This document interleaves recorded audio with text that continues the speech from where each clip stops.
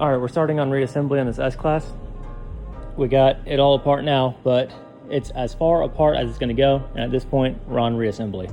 So we have the engine out because for one, we replaced the engine wiring harness because these camshaft position sensors were leaking oil into it and all the wires were saturated with oil.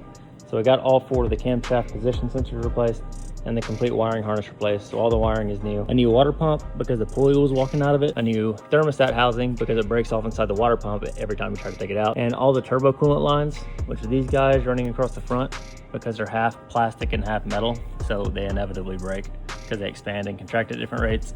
And also it breaks off inside the water pump housing whenever you try to take it off. This belt is new because it was worn out, and tensioner is new for the belt. Front differential on this car, because it's all-wheel drive, is mounted to the side of the oil pan, and the pinion housing on these leak on the back there.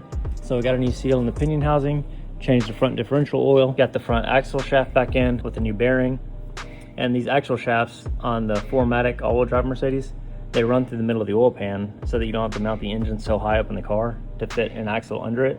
So you can mount the engine down low in the subframe and then just run the axle through the oil pan. So that's what they did. And then this is a oil filter housing that we got off a AMG, like a S63. You can't get these anymore for some reason. They stopped making them.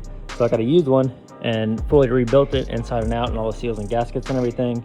And a new filter cup and filter, obviously, a couple of them, because I'm gonna flush this engine out with oil.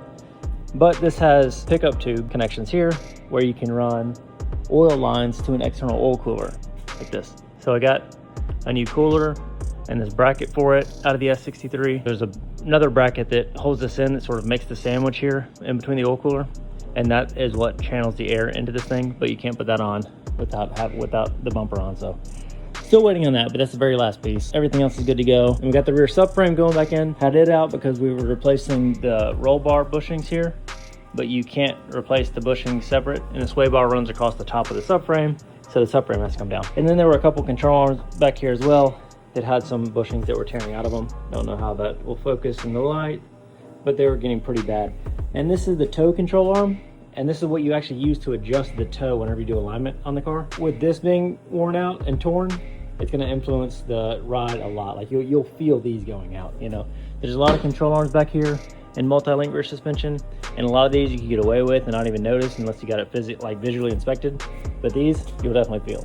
So that'll be a big difference. So once I get this back up in there, I'll be realigning it and onto the test drive.